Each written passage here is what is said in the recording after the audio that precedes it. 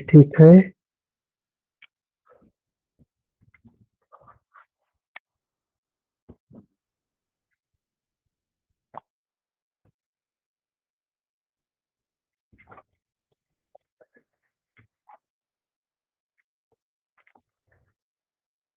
तो हम लोग कल देख रहे थे कि भगवान कृष्ण अर्जुन से कह रहे हैं कि चित्त में सिर्फ मैं होना चाहिए, वो धर्म होना चाहिए, उसके सिवा चित्त में कुछ भी नहीं होना चाहिए।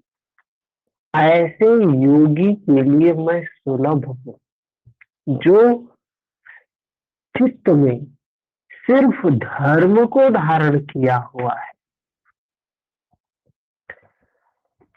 धर्म शब्द, वो जब हम ईश्वर शब्द बोलते हैं तो एक व्यक्ति की मान्यता दूसरी हो जाती है, कुछ और ही सोचने लगता है। यहाँ भगवान कृष्ण मैं शब्द धर्म को कह रहे हैं। हरिओम अशोक जी। तो कह रहे हैं जो चित्त में धर्म को, सिर्फ धर्म को धारण किया हुआ है। और योग सूत्र में भी एक सूत्र आता है, धर्मानुपाति धर्मी। धर्मी शब्द आता है। जब चित्त धर्मी हो गया, उसने धर्म को धारण कर लिया, उस समय कह रहे हैं मैं सुलभ हूँ, मैं सरल हूँ, प्राप्त हो सकता हूँ उसको। जिसने धर्म को धारण किया क्या होगा? क्या होगा? तो 15 नंबर में बताया, मुझे प्राप्त कर ये दुखों के स्थान स्वरूप क्षण भंगुर पुनर्जन्म को प्राप्त नहीं होता। ये जो दुख है, जन्म है, मृत्यु है, बुढ़ापा है, बीमारी है, इन सबसे वो बच जाता है जो मुझे प्राप्त कर लेता है, अर्थात जो धर्म को धारण कर लेता है। जो धर्म को धारण किया वो महान दुखों से बच गया, बल्कि परम सिद्धि को प्राप्त होता है। दुखों से बचता ही नहीं है। सरकार, प्रशासन, कानून को पालन करने से हम दंड से बच जाते हैं। लेकिन अगर हम धर्म को धारण करेंगे तो दंड से ही नहीं बचेंगे, दुखों से ही नहीं बचेंगे, परम सिद्धि की प्राप्ति होगी। मुझे प्राप्त हो जाएगा, उस धर्म को, कैवल्य को, मुक्ति को प्राप्त हो जाएगा, परम सिद्धि को प्राप्त हो जाएगा। केवल भगवान ही ऐसे हैं जिन्हें पाकर उस पुरुष का पुनर्जन्म नहीं होता है। सिर्फ एक सत्ता है जिसको प्राप्त करने के बाद उस पुरुष का जन्म नहीं होगा। फिर वो पुनर्जन्म की सीमा कहाँ तक है? ऐसा प्रश्न उठता है कि वो पुनर्जन्म की सीमा कहाँ तक है? भगवान कह रहे हैं जो मुझे प्राप्त कर लेगा वो जन्म नहीं प्राप्त करेगा। तो बात आती है ये पुनर्जन्म कहाँ तक होता है? 16 नंबर श्लोक।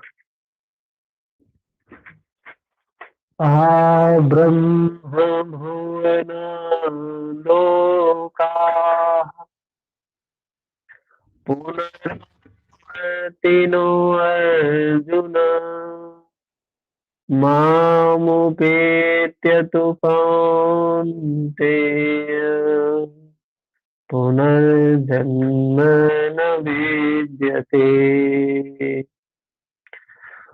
भगवान कह रहे हैं कि अर्जुन, ब्रह्मा से लेकर कीट पतंग आदि सभी लोक, कितने लोक बताए गए हैं? ये जो भी लोक है, चाहे ब्रह्म लोक हो चाहे मृत्यु लोक हो, चाहे पाताल लोक हो, सब जगह पे रहने वाले सारे लोग। रेखा जी हरिओम। क्या है? मृत्यु धर्मी, जन्म लेने और मरने, पुनः पुनः इसी क्रम में चलने वाले हैं। किंतु कौन्तेय, मुझे प्राप्त होकर पुनर्जन्म से मुक्त हो जाएगा।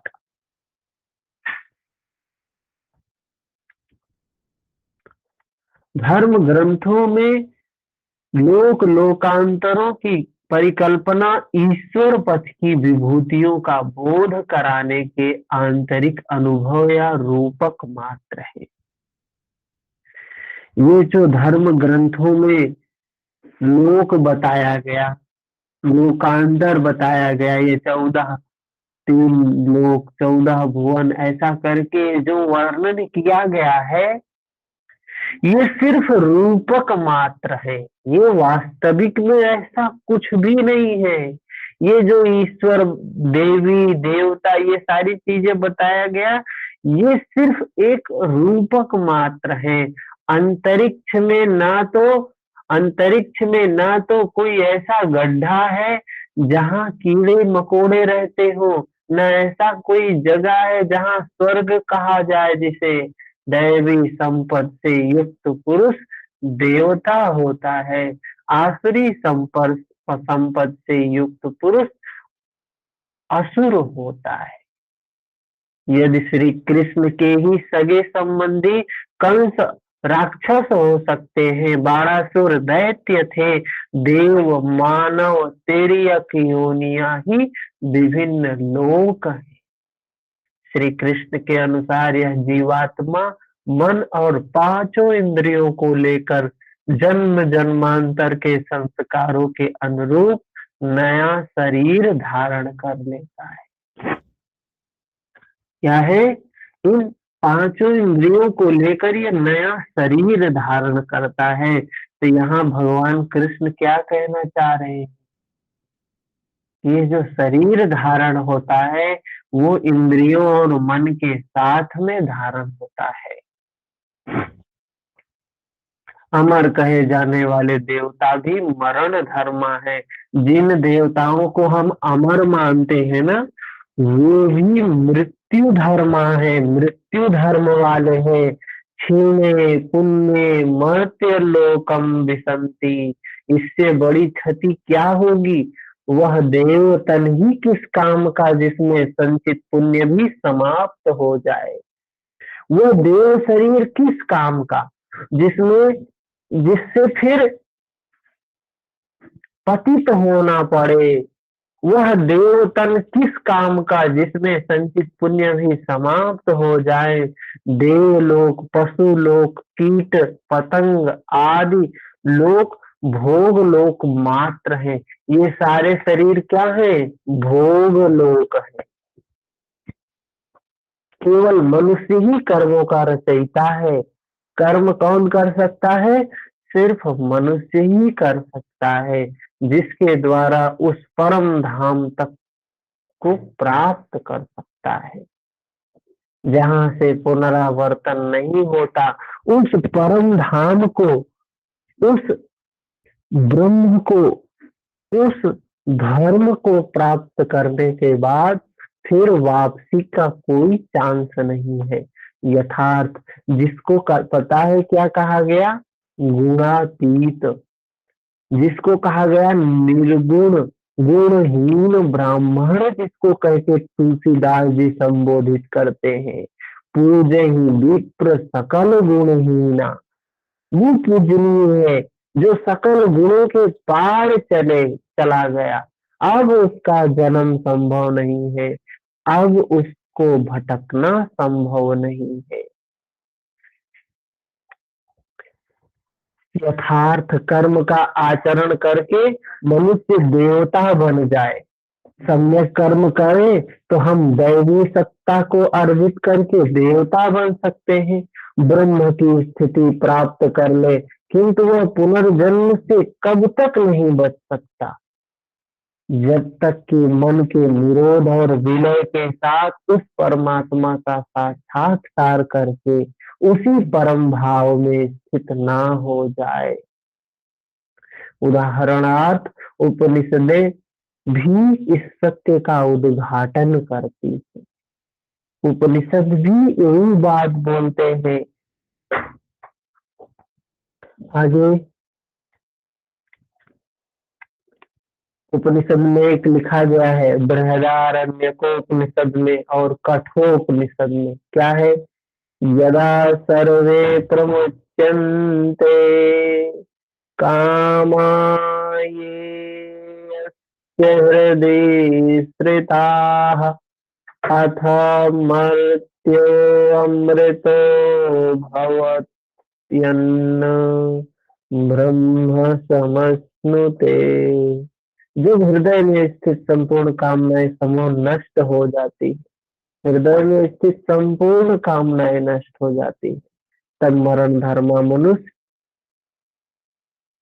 अमर हो जाता है। तब मरण धर्मा मनुष्य अमर हो जाता है। यही इसी संसार में, इसी मनुष्य शरीर में पर ब्रह्म की भली भांति साक्षात अनुभव कर लेता है।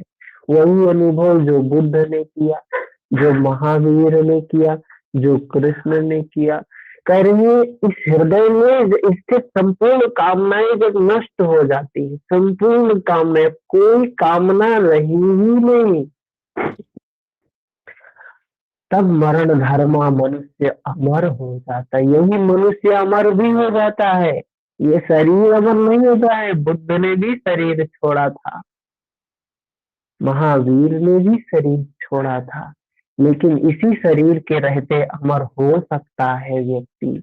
इसी संसार में, इसी मनुष्य शरीर में प्रश्न उठता है कि क्या ब्रह्मा भी मरण धर्मा है? ब्रह्मा जो संपूर्ण सृष्टि का रचयिता है, जिसको कहा गया रजोगुण, सत्व रज तम तीन गुण है। रजोगुण का काम क्या है? सृजन करने का, सत्वगुण पालन करने का, तमोगुण संहार करने का। हमारे सामने तीन देवता प्रतीक रूप में आते हैं, ब्रह्मा विष्णु महेश। ब्रह्मा जी सृजन करते हैं, विष्णु जी पालन करते हैं और शिव जी संहार नष्ट करने, अवरोध करने का काम करते हैं। एक प्रश्न उठता है, क्या ब्रह्मा जी भी मरण धर्मा है? तो अध्याय 3 में तो योगेश्वर श्री कृष्ण ने प्रजापति ब्रह्मा के प्रसंग में कहा कि प्राप्ति के पश्चात बुद्धि मात्र यंत्र है। ये जो हमारी बुद्धि है मात्र यंत्र है, उसके द्वारा परमात्मा ही व्यक्त होता है। ऐसे महापुरुषों के द्वारा ही यज्ञ की संरचना हुई है।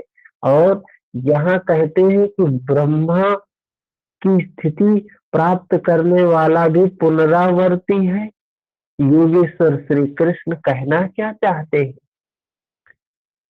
मतलब एक समय पीछे बताया था 3 अध्याय में कि प्राप्ति के पश्चात जो बुद्धि है मात्र यंत्र है, साधन है, उसके द्वारा परमात्मा ही व्यक्त होता है। मतलब जो प्राप्ति कर लिया, जो महापुरुष प्राप्त कर लिया उस सत्य को, उस परम सत्य को, उसके पश्चात वो ब्रह्म स्वरूप ही है, परमात्मा स्वरूप ही है। भगवान ने कहा मैं ही हूँ, और उसके द्वारा जो कुछ भी बोला जाता है वो ब्रह्म ही बोलता है, वो ईश्वर ही बोलता है। वैसे महापुरुषों के द्वारा यज्ञ की संरचना हुई, कर्म की संरचना हुई। यज्ञ क्या है? ये वृत्तियों को का हवन करना है, विकारों का हवन करना है। यहाँ कहते हैं कि ब्रह्मा की स्थिति प्राप्त करने वाला भी पुनरावर्ती, जो ब्रह्मा की स्थिति प्राप्त कर ले। ब्रह्म देव है, देवता है, देव है, इनका भी स्थिति प्राप्त करने पे पुनरावर्ती मतलब डिमोशन हो सकता है। देवताओं की स्थिति भी प्राप्त होती है इसी शरीर से। जब हमको संपद प्राप्त होता है, जब हमको विभूतियां प्राप्त होती हैं, तो विभूतियों के मिलने के बाद देवताओं की स्थिति आती है और ब्रह्मा की स्थिति भी आती है, लेकिन उससे भी वापस होने की संभावनाएं हैं। क्या कहना चाहते हैं योगेश्वर कृष्ण? वस्तुतः जिन महापुरुषों के द्वारा परमात्मा ही व्यक्त होता है, उन महापुरुषों की बुद्धि भी ब्रह्मा नहीं है, लेकिन लोगों को उपदेश देने के कारण कल्याण लोगों को उपदेश देने के कारण, कल्याण का सूत्रपात करने के कारण ब्रह्मा कहे जाते। स्वयं में वो ब्रह्म भी नहीं है, ब्रह्मा भी नहीं है, उनके पास अपनी बुद्धि रह ही नहीं जाती, किंतु इसके पूर्व साधना काल में बुद्धि ही ब्रह्मा है। क्या कह रहे हैं? जब साधना काल में ये बुद्धि ही ब्रह्मा के स्वरूप है, सृजन के स्वरूप है, बुद्धि ही सृजन करती है, निर्माण करती है। लेकिन जब प्राप्ति हो गई, जब उस परम सत्य को, उस धर्म को, उस कहे तो उस ईश्वर को, जिसको भगवान कृष्ण कह रहे मैं, उसको प्राप्त करने के बाद ये बुद्धि, अब बुद्धि का कोई अस्तित्व रह ही नहीं जाता। इससे जो कुछ होता है, जैसे बूंद समानी समुद्र में, नदियां जब समुद्र में मिल गई तो नदियों का अस्तित्व क्या रह गया? कबीर जब तक खोज रहे थे, खोजत खोजत हे सखी गया कबीर हेराय। जब कबीर खोज रहा था तो कह रहा है मैं, जब मैं था तब हरि नहीं, बुद्धि थी तो वो नहीं था, लेकिन जब तक बुद्धि थी तब तक मैं था, जब मैं मिटा बुद्धि भी मिट गई, अब वो ब्रह्म स्वरूप हो गई। ये अवस्था आती है। अहंकार शिव बुद्धि अज मन शशि चित्त महान, रामचरित मानस में लिखा है। अहंकार शिव बुद्धि अज मन शशि चित्त महान। साधारण मनुष्य की बुद्धि ब्रह्मा नहीं है। बुद्धि जब ईष्ट में प्रवेश करने लगती है, तभी से ब्रह्म की रचना होने लगती है, ब्रह्मा की रचना होने लगती है। क्या है? ये ब्रह्म भी मिट जाता है। ये ब्रह्मा जो हम लोग ब्रह्मा विष्णु महेश ये मानते हैं, कह रहे हैं ये ब्रह्मा भी मिटता है, समाप्त होता है। लेकिन ये ब्रह्म होता कब है? जब हमारी बुद्धि ईष्ट में प्रवेश करने लगती है, उस धर्म में प्रवेश करने लगती है, तो वो ब्रह्म होने लगती है। जिसके 4 सोपान मनीषियों ने कहे हैं, जिसके लिए 4 बातें बताई है पीछे अध्याय में, तीन तीन में बताए हैं, स्मरण के लिए पुनः देख सकते हैं। ब्रह्मविद, ब्रह्मविदर, ब्रह्मविदरियान और ब्रह्म विद रिष्ट, ये 4 अवस्थाएं बताई। ब्रह्मविद वह बुद्धि है जो ब्रह्म विद्या से संयुक्त होकर, ब्रह्म विद्वर वह है जिसे ब्रह्म विद्या में श्रेष्ठता प्राप्त है, और ब्रह्म विद्यान वह बुद्धि है जिससे वह ब्रह्म विद्या में दक्ष ही नहीं वरन उसका नियंत्रक संचालक बन जाता है। ब्रह्म विदरिष्ट बुद्धि का वह अंतिम छोर है जिससे ईष्ट प्रवाहित है। यहाँ तक बुद्धि का अस्तित्व है, क्योंकि प्रवाहित होने वाला ईष्ट अभी अलग है, अभी कहीं अलग है, ग्रहण करता बुद्धि अलग है। कुछ यही बातें योग सूत्र में भी लिखी गई। लेकिन हम लोग नहीं समझते हैं, नहीं समझ में आ रहा था उस समय ये क्या कह रहे हैं। एक एक कदम की बात लिखी गई है योग सूत्र में ना। साधना के अंतिम समय में एक एक कदम की बात लिखी गई है। इस कदम पे ये होगा, ये होगा, ये होगा। हम अनुमान के आधार पे व्याख्या करते थे, लेकिन गीता में ये देख रहे हैं कि ये बता रहे हैं स्पष्ट कि कैसे एक एक कदम आगे बढ़ता जाता है व्यक्ति। ये बुद्धि की ही अवस्थाएं होती है। जिसे ब्रह्म विद्या में श्रेष्ठता प्राप्त है वह है ब्रह्म विदरियान, वह बुद्धि है जिससे वह ब्रह्म विद्या में दक्ष ही नहीं, उसका नियंत्रक संचालक बन जाता है। ब्रह्मविद रिष्ट बुद्धि का वह अंतिम छोर है जिसमें ईष्ट प्रवाहित है।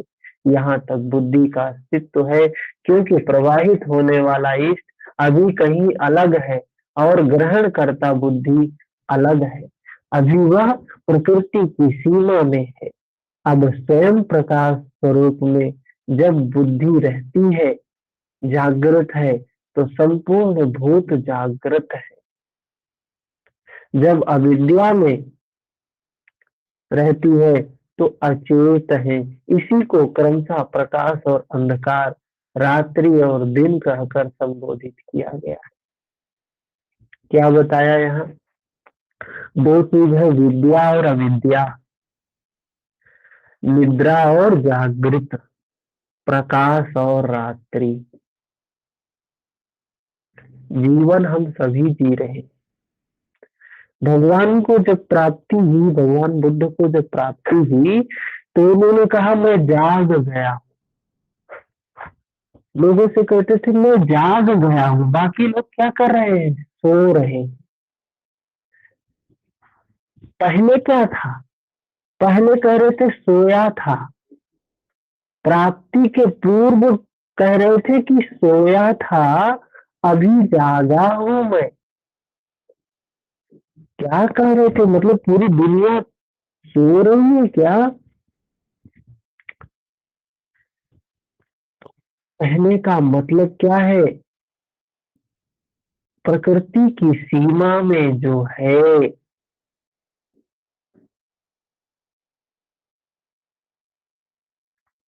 ब्रह्मविदरिष्ट बुद्धि, वह अंतिम छोर है जिसमें ईष्ट प्रवाहित है। यहाँ तक बुद्धि का अस्तित्व। ये बुद्धि की भी अपनी सीमा होती है।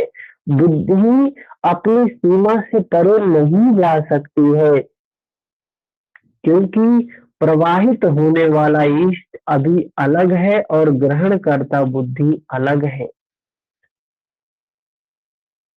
बुद्धि की अपनी एक सीमा है, वो ब्रह्म बुद्धि से परे है। उसके बाद कैसे जाएगा? बुद्धि भी एक साधन मात्र ही है। कहा ना, प्रकृति देती है। क्या देती है प्रकृति? भोगापवर्गार्थम दृश्यम।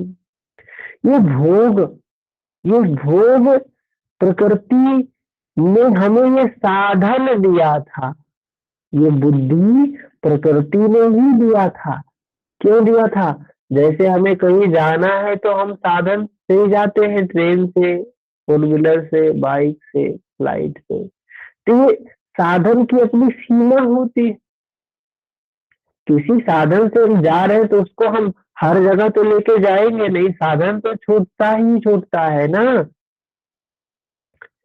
तो ये बुद्धि भी छूटती है। कब छूटती है? वहां प्रवेश दिलाने के बाद। वहां प्रवेश दिलाने के बाद ये बुद्धि भी छूट जाती है।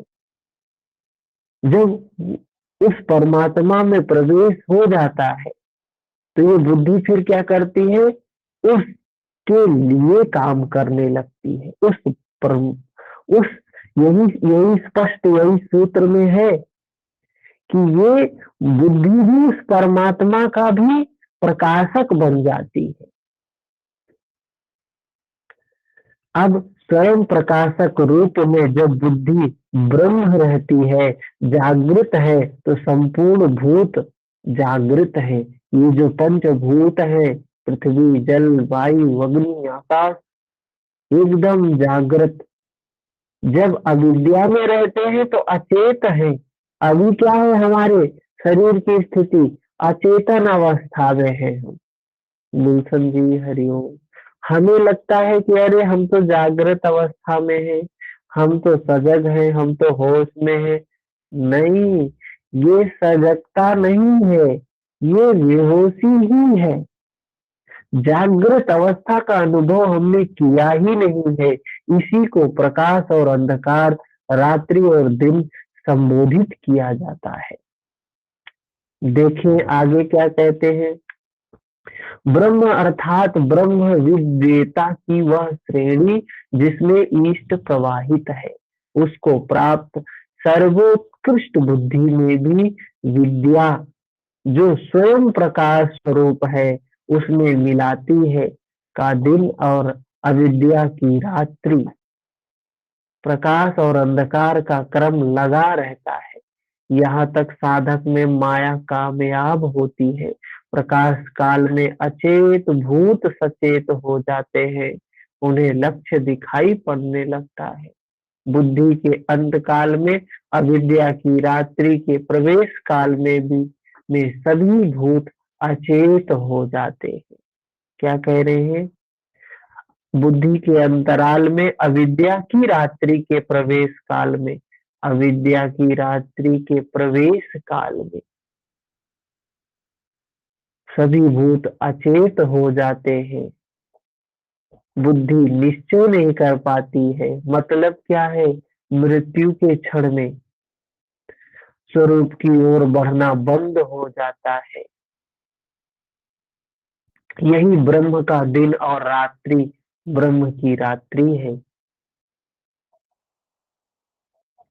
दिन के प्रकाश में बुद्धि का 17 प्रवृत्तियों में, सहस्रों प्रवृत्तियों में ईश्वरीय प्रकाश छा जाता है। अविद्या की रात्रि में इन्हीं सहस्रों परतों में अचेता अवस्था का अंधकार छा जाता है। चित्त की अवस्थाओं का वर्णन कर रहे। जाना कहा है प्रकाश की ओर। असतो मां सद्गमया तमसो मां ज्योतिर्गमया। क्या है, असत से सत की ओर जाना है। अंधकार से, तमस से सत्व की ओर, प्रकाश की ओर जाना है।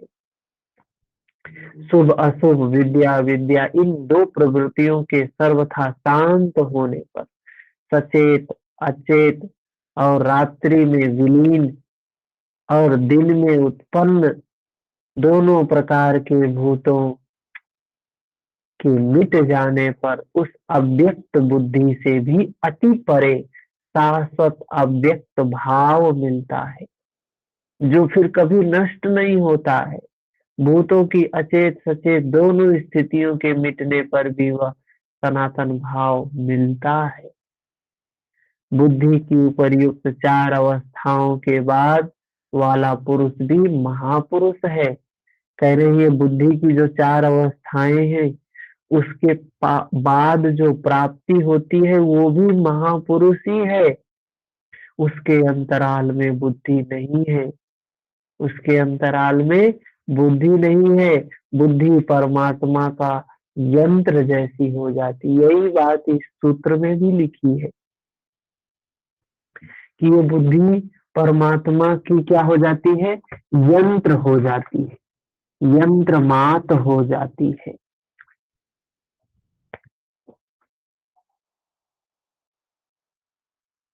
तो लोगों को वह उपदेश करता है, लोगों को वह बताता है, निश्चय से प्रेरणा देता है। उसमें बुद्धि प्रतीत होती है, किंतु वह बुद्धि के स्तर से परे है। जो साधु संत महात्मा पुरुष, ऐसे महापुरुष हैं, वे लोग भी हमारे समाज के भीतर ही रहते हैं। बुद्ध प्राप्ति के पश्चात हमारे समाज के भीतर ही रहे। कितने लोगों ने उनको तरह तरह से क्षति पहुंचाने का प्रयास किया, तरह तरह से तरह तरह से उनको नुकसान करने का प्रयास किया, लेकिन कुछ भी नहीं, उनको पता ही नहीं ऐसा कोई है भी, ऐसा कोई कर भी रहा है। क्यों? क्योंकि वो बुद्धि से परे जा चुके हैं। रहते तो हमारे भीतर ही। अब जो अज्ञानी है, जो मूढ़ जन है, जो तम राक्षसिक दैव आसुरी संपद वाले व्यक्ति हैं, उनके लिए तो एक साधारण मनुष्य ही है ना। उनको तो लगेगा भगवान है तो भगवान को 4 हाथ होना चाहिए, 4 सिर होना चाहिए, इस तरीके से दिखते हैं, ऐसे होते हैं। ये कैसा भगवान जो ऐसे ही घूम रहा है इधर उधर, भिक्षा मांग रहा है इधर उधर, क्या है? उस अवस्था तक पहुंचने के बाद अपना भिक्षाटन करते थे, अपने अपना काम स्वयं कर। तो क्या है, उपदेश तो करते हैं, निश्चय से प्रेरणा भी देते हैं, अतः उसमें बुद्धि प्रतीत होती है, किंतु वह बुद्धि के स्तर से परे है। वह परम अव्यक्त भाव में स्थित है। उनका पुनर्जन्म अब नहीं होना है, किंतु इस अव्यक्त स्थिति से पूर्व जब तक उसके पश्चात अपनी बुद्धि है, जब तक वह ब्रह्म है, जब तक वह ब्रह्मा है, वह पुनर्जन्म की परिधि में ही है। कह रहे हैं अगर वो प्राप्ति नहीं हुई है, बुद्धि से परे नहीं गए हैं, तो पुनर्जन्म है।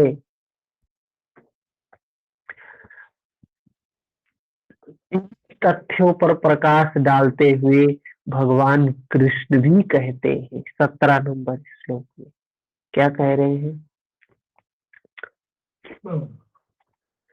सहस्रयुग पर्यंतम अहर्यद ब्रह्मणो विदुः रात्रिं युग सहस्रांतां ते आरो अहोरात्र विदो जना। जो 1000 चतुर्युगों की ब्रह्मा की रात्रि, 1000 चतुर्युगों के उनके दिन को साक्षात जानते हैं, वे पुरुष समय के तत्व को यथार्थ जानते हैं। समय के तत्व को यथार्थ कौन जानता है? जो 1000 चतुर्युगों की ब्रह्मा की रात्रि, एक युग बताया गया, कौन सा? कलयुग चल रहा है, सतयुग, त्रेता, द्वापर, ये एक युग बताया गया है। कह रहे 1000 चतुर्युगों की ब्रह्मा की रात्रि और 1000 चतुर्युगों के उसके दिन, ये हमारा जो एक दिन है ना, एक एक दिन मिलके एक सप्ताह, 7 होकर सप्ताह, 30 हुआ महीना, और 365 हुआ एक साल, और पता नहीं कितने साल मिलकर एक युग बनता है। और उसमें भी बताया गया है कलयुग की साल कम होता है, द्वापर में और ज्यादा होता है, त्रेता में और ज्यादा होता है, सतयुग में और ज्यादा होता है। तो कह रहे 1000 चतुर्युग बीतते हैं, रात्रि दिन बीतता है, तो ब्रह्मा जी की स्थिति को जो जान पाता है, वे पुरुष समय के तत्व को यथार्थ जानते हैं। प्रस्तुत श्लोक में दिन और रात्रि विद्या और अविद्या के रूपक है। दिन और रात्रि विद्या और अविद्या के रूपक है। ब्रह्म विद्या से संयुक्त बुद्धि ब्रह्म की प्रवेशिका है। ब्रह्म विदरिष्ट बुद्धि ब्रह्म की पराकाष्ठा है। विद्या से संयुक्त बुद्धि ही ब्रह्म का दिन है। बुद्धि में विद्या है तो दिन है। जब विद्या कार्यरत होती है उस समय योगी स्वरूप की ओर अग्रसर होता है। जब विद्या काम करती है तो योगी अपने स्वरूप की ओर अग्रसर बढ़ता है। अंतःकरण की सहस्त्रों प्रवृत्तियों में ईश्वरीय प्रकाश का संचार हो उठता है। उस समय योगी स्वरूप की ओर बढ़ता है। अंतःकरण की सहस्रों प्रवृत्तियों में ईश्वरीय संचार का, ईश्वरीय प्रकाश का संचार हो उठता है। इसी प्रकार अविद्या की रात्रि आने पर अंतःकरण की सहस्रों प्रवृत्तियों में माया का द्वंद्व प्रवाहित होता है। अविद्या की रात्रि आने पर क्या होता है? होता है प्रकाश और अंधकार की, यही प्रकाश और अंधकार की यही तक सीमा है। इसके पश्चात ना तो अविद्या ही रह जाती है ना ही विद्या रह जाती है। एक उपनिषद हम लोगों ने पढ़ा था, उसमें क्या बताया है? विद्याम च विद्याम च, दोनों को जानना है। विद्या और अविद्या, रात्रि और प्रकाश, रात्रि और दिन, अंधकार और प्रकाश, दोनों को जानना है। दोनों से परे जाना है।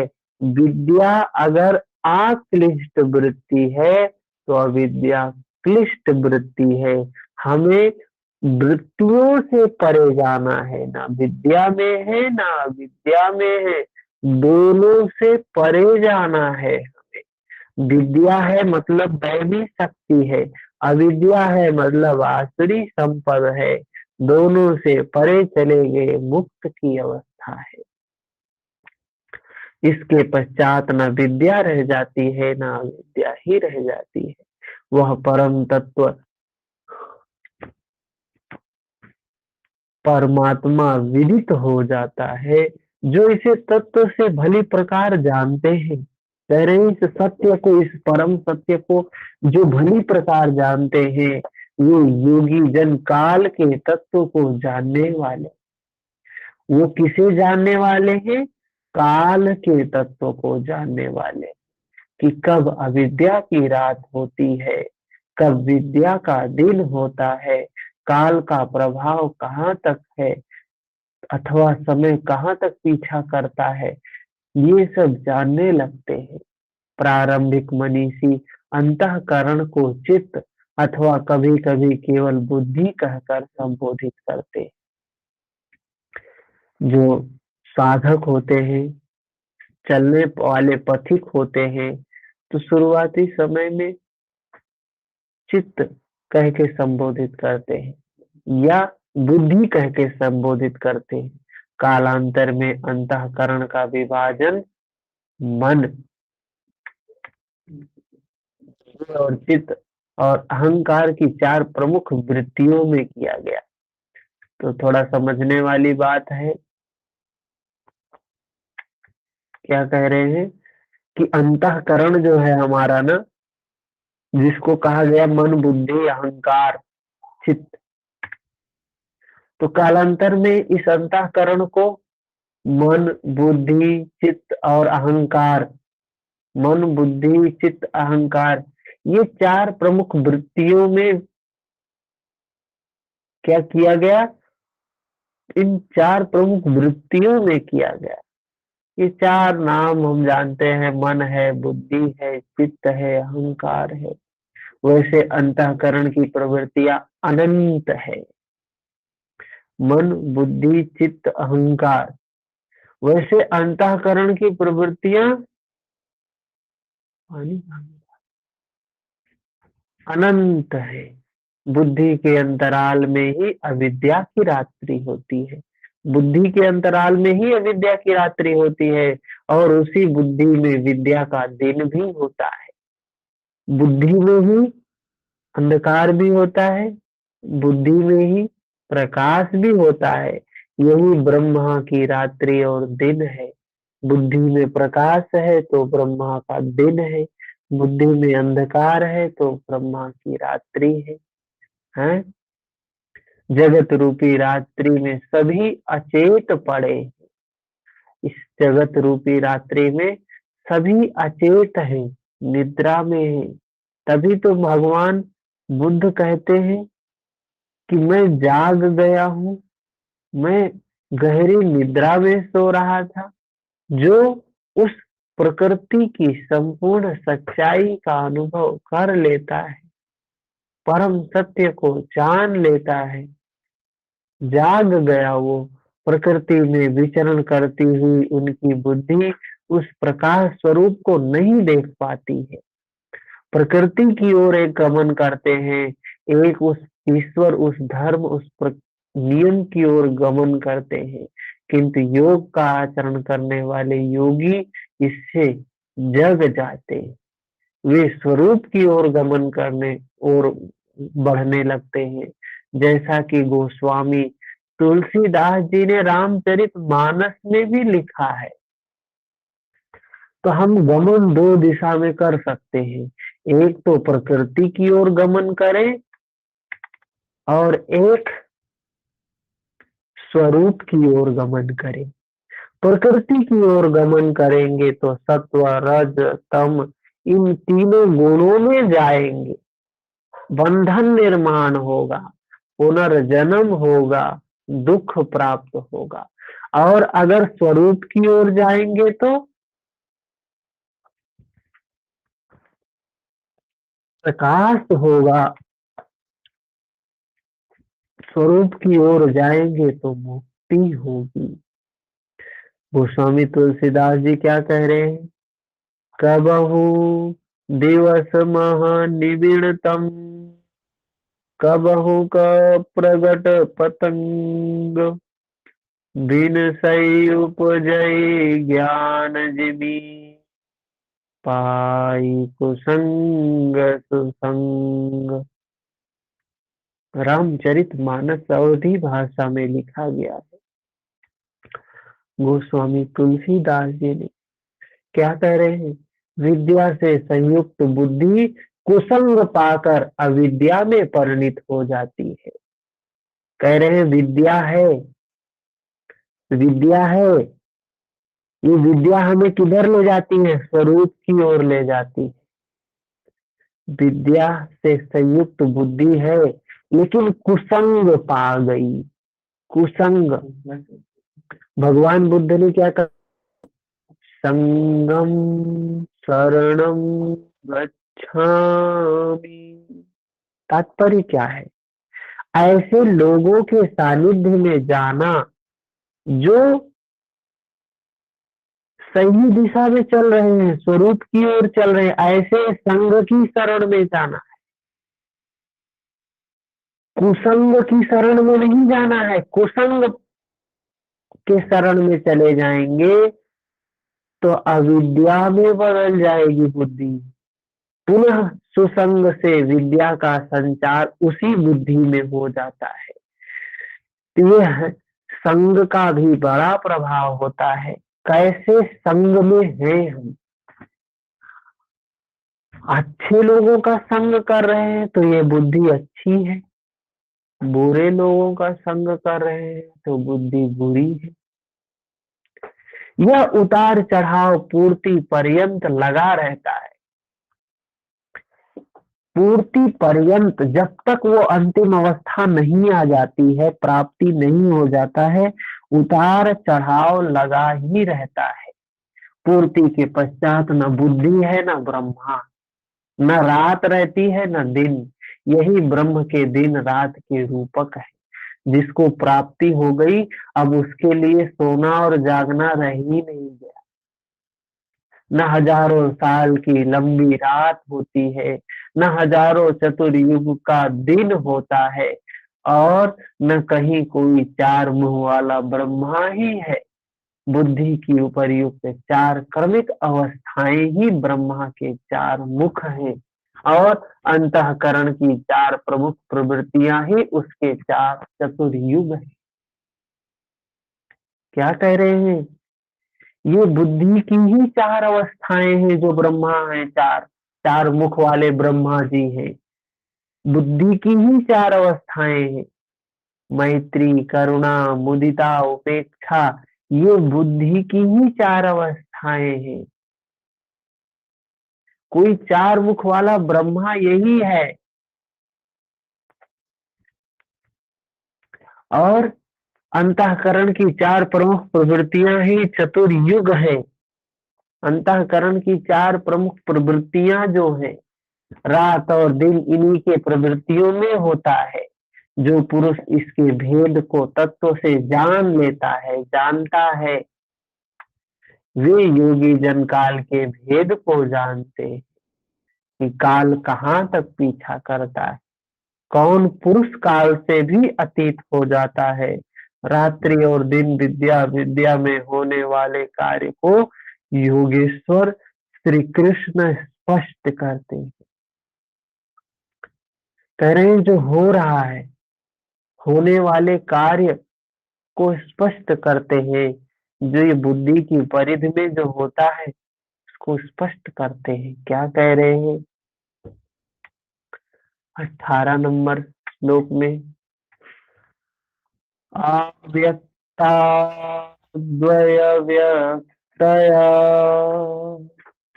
सर्वाः प्रभवन्त्यहरागमे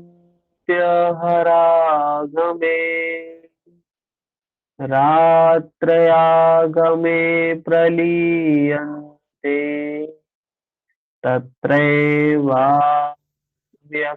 संज्ञके।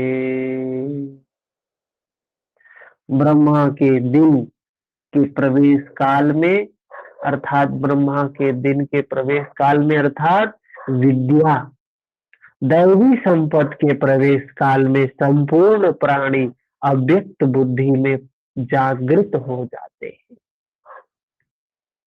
अव्यक्त बुद्धि कहा जाता है कॉन्शियस माइंड, अनकॉन्शियस माइंड। जब हम मेडिटेशन करते हैं, वे विद्या में होते हैं। विद्या का मतलब जो कुछ हो रहा है उसको वेदनाओं के आधार पे जान रहे। ये बाहर कुछ भी नहीं, जो कुछ बात कर रहे हैं भगवान कृष्ण से सब अंदर की बात है। जब हम बैठे मेडिटेशन में तो हम देख रहे हैं वेदनाओं के आधार पर कि हमारे 3.5 हाथ की काया में क्या हो रहा है, क्या हो रहा है, क्या हो रहा है। तो पता चलता है सत्य वेदनाओं के आधार पे जो अनुभूति आती है, ब्रह्म के दिन के प्रवेश काल में, विद्या के प्रवेश काल में संपूर्ण प्राणी अव्यक्त बुद्धि में जागृत होता है। जब हम इस 3.5 हाथ की काया में होने वाली संवेदनाओं वेदनाओं के प्रति विद्यावान होते हैं, प्रज्ञावान होते हैं, तो कह रहे हैं उस समय में हमारी जो अव्यक्त बुद्धि होती है, अनकॉन्शियस माइंड होता है, जागृत होने लगता है। और रात्रि के प्रवेश काल में उसी अव्यक्त, रात्रि के प्रवेश काल में अर्थात जब हम विद्यावान नहीं है, अविद्यावान है। अविद्यावान है मतलब अब हम सजग नहीं है उन चीजों के प्रति। तो रात्रि के प्रवेश काल में उसी अव्यक्त अदृश्य बुद्धि में जागृत के सूक्ष्म तत्व अचेत हो जाते हैं। प्राणी अविद्या की रात्रि में स्वरूप को स्पष्ट देख नहीं पाते, किंतु उनका अस्तित्व रहता है। जागृत होने और अचेत होने का माध्यम यह बुद्धि है। ये हमारी बुद्धि ही है जो कॉन्शियस माइंड, अनकॉन्शियस माइंड, सब कॉन्शियस माइंड, ये अलग अलग भाग मॉडर्न ने बांटे हैं ना। मनोविज्ञान में ये तमाम फर्क बताया। एक हमारा कॉन्शियस माइंड होता है, एक होता है अनकॉन्शियस माइंड, एक होता है सब कॉन्शियस माइंड। जो सब में अव्यक्त रहती है दृष्टि गोचर नहीं होती है, जो सब में, एक ऐसी चीज है जो सब में है। विद्या से ही उसको जाना जा सकता है। 19 नंबर में कहते हैं, भूत ग्राम सएवायम् भूत्वा भूत्वा प्रलीयते रात्रयागमएव सः पार्थ प्रभवत्यहरागमे।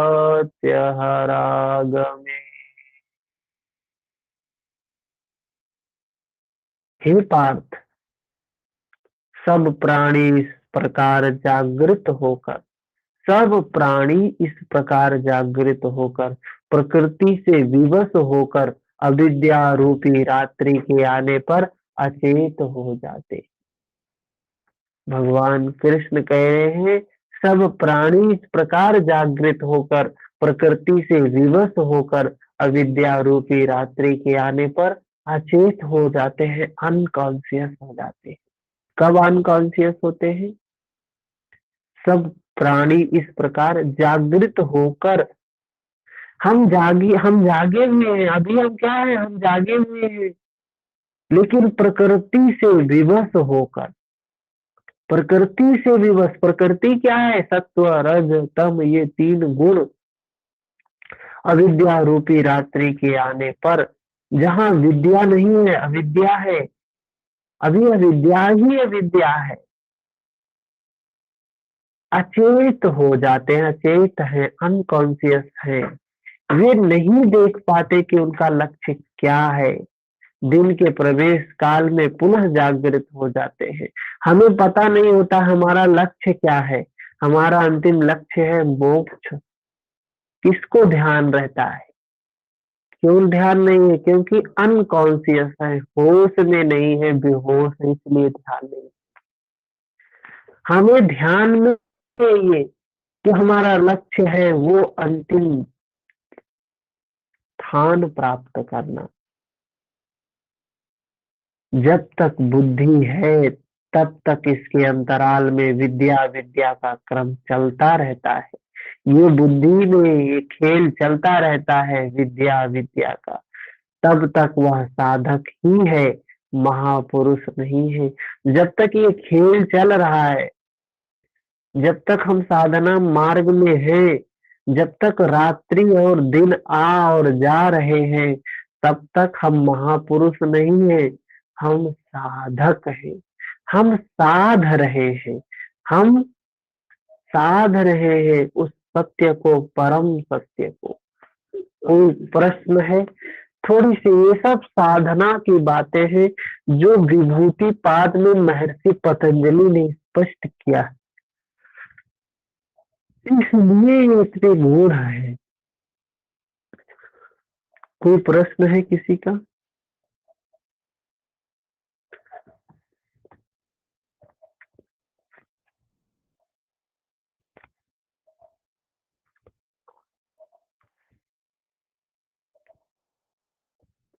किसी का कोई प्रश्न?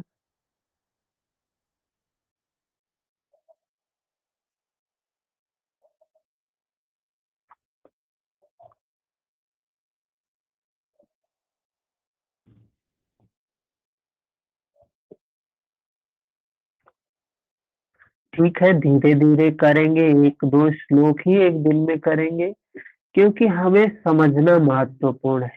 ये क्लास हमारा एग्जाम ओरिएंटेड नहीं है, ये क्लास है जीवन ओरिएंटेड। जीवन के लिए कुछ सच्चाइयां हैं जो समझ में आ जाए, इसलिए इसको कर रहे हैं। और इसमें जिसको, जिसकी इच्छा है, जिसको राग है, कहते हैं अनुराग है, वही व्यक्ति इसमें जुड़ रहे हैं। तो बिल्कुल आराम से चलना है। हमें पता चलता है कितना किसको समझ में आया है। बात है कि थोड़ा सा समय से जुड़ने का प्रयास करें। समय से जुड़ेंगे तो कुछ हो सकता है। समझ में आएंगी चीजें, कुछ समझ में आएंगी।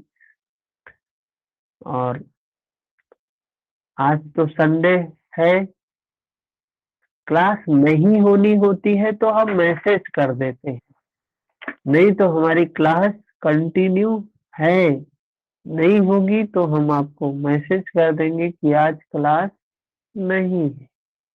ठीक है।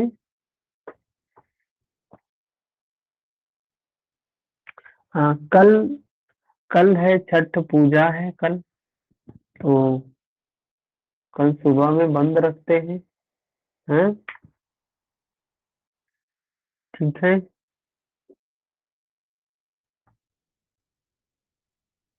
कोई प्रश्न? कल नहीं होगी क्लास हमारी।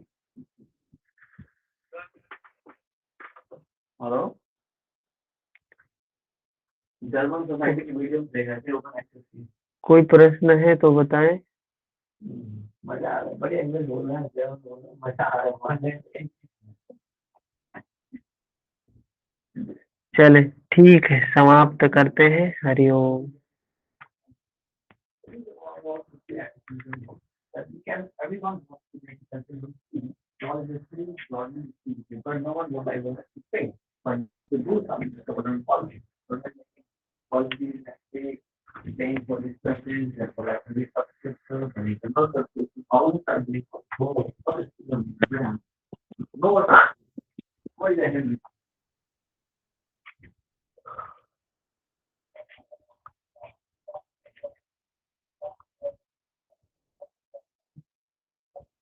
हमने बहुत बार